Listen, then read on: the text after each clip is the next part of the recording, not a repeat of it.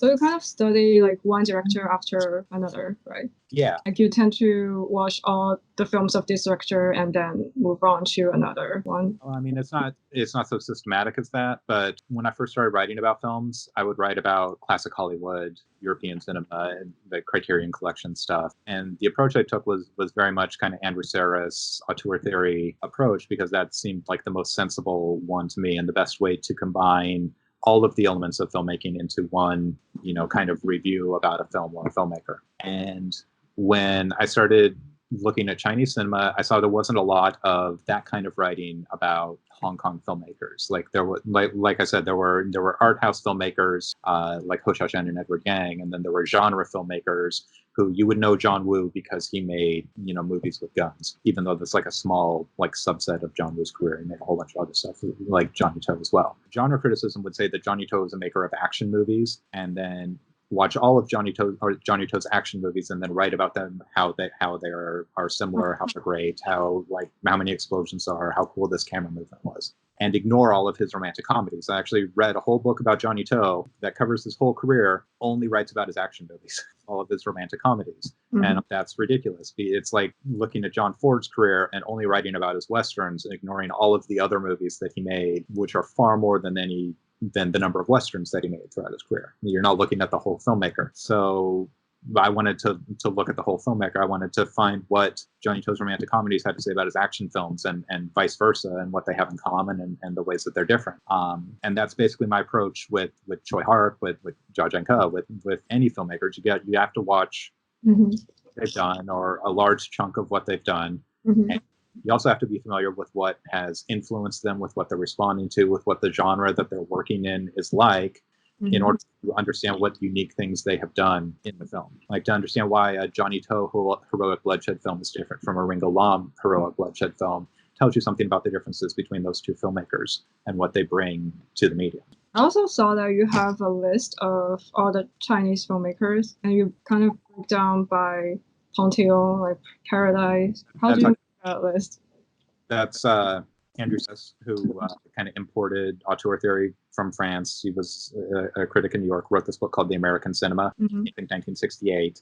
And as a general organizing principle for all of the directors he was writing about, he grouped them into these categories. And I just took the same categories, but did it with Chinese language. So, I mean, the categories are meant to be kind of like a tongue-in-cheek organizing principle, not like a specific ranking of these directors are necessarily better than these ones. Mm-hmm. But you get like a rough idea of who the greats are, who the weirdos are, who is, maybe their inflation is a little overinflated.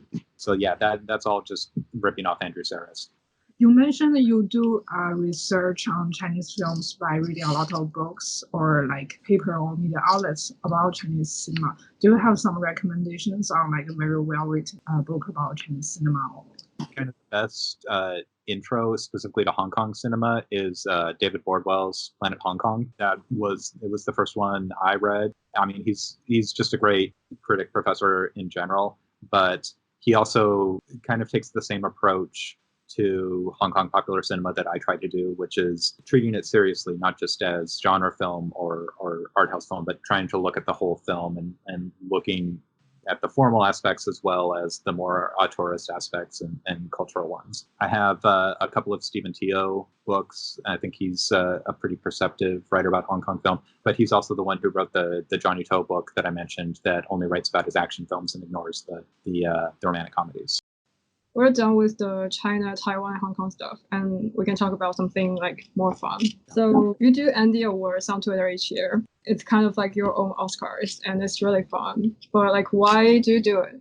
When I was first learning about movies, when I was first getting into movies, was in like the mid 90s, and I didn't have a computer. There wasn't an internet. There weren't like message boards or email lists or any of that. All I had to go on to learn from were books.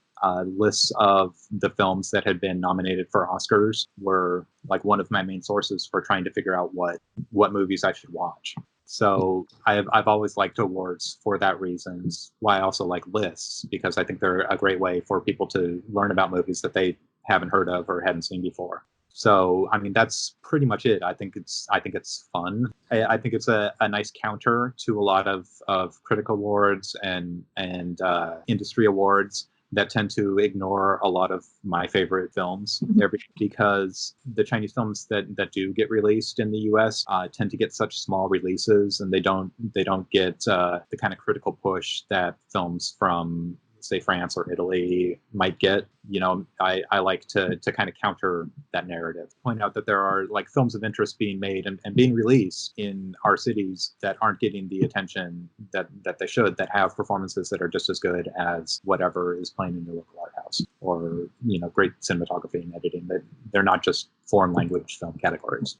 So, like, how do you pick your guest nominees and winners? Like, do you tend to select foreign films that have small release in US? I try to pick what are actually my favorites.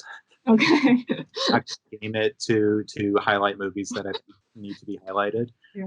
Like I will nominate American films and I will give them awards, and I don't have a problem with that. But I like to see I want to see everything on the same scale, so I will evaluate them all on the same scale. So I look at like the Best Actress nominees, and you know, some of them come from Hollywood films, some come from Japanese films, some come from Chinese films, and I think Zhao Tao's performance in Ashes Purest White is the best performance from this year in any film that played Seattle in 2019. So I will nominate that for an award right alongside, you know, Adam Driver in Marriage Story, which I also think is a great performance. Like I won't separate them. I'll put them on the same level. As for like the guests, that's just something I like brainstorm people that I like a couple hours before the awards, and I'll just have like a list of them. That's just really geeky, and like to imagine like Tony Leung and Fei Wong showing up in my house to give out an award to something.